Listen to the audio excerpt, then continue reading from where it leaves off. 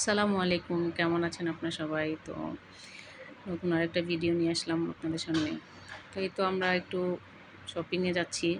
তো এখানে ঈদের টাইম এসে পড়ছে, তো পুরা রাস্তাঘাট সাজানো, এই যে মানে ঈদুল আজহার। তো টুকটাক কেনাকাটা করব। তো ঈদ দেখে মার্কেটটাও মানে এটাতে তো প্রায়ই আসা পড়ে। তো গতকালকে গেলাম, যাই দেখি মানে একটু ডেকোরেশন চেঞ্জ করছে।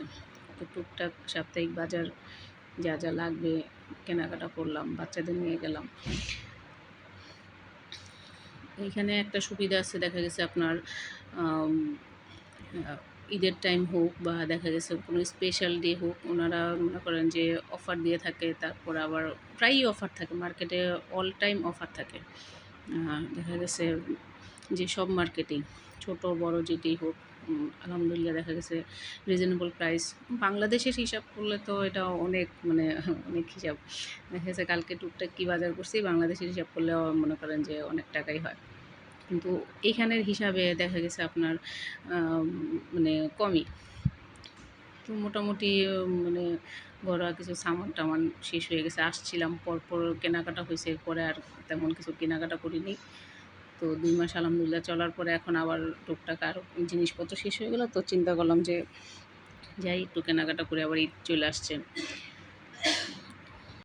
তো এইখানের হিসাব করলে এখানের অনুযায়ী দাম কম। বাংলাদেশের হিসাব করলে বাংলাদেশের দাম অনুযায়ী অনেক বেশি। তো দেখা গেছে টুকিটাকি কইরা মনে করেন যে কিনলাম। প্রায় এই জিনিস এই যে দেখেন মানে অফার থাকে এগুলি। আ তো যারা যারা আপনারা আমার ভিডিও দেখেন, একটু কমেন্ট করবেন, লাইক করবেন। আর যদি মনে চায় শেয়ার করবেন।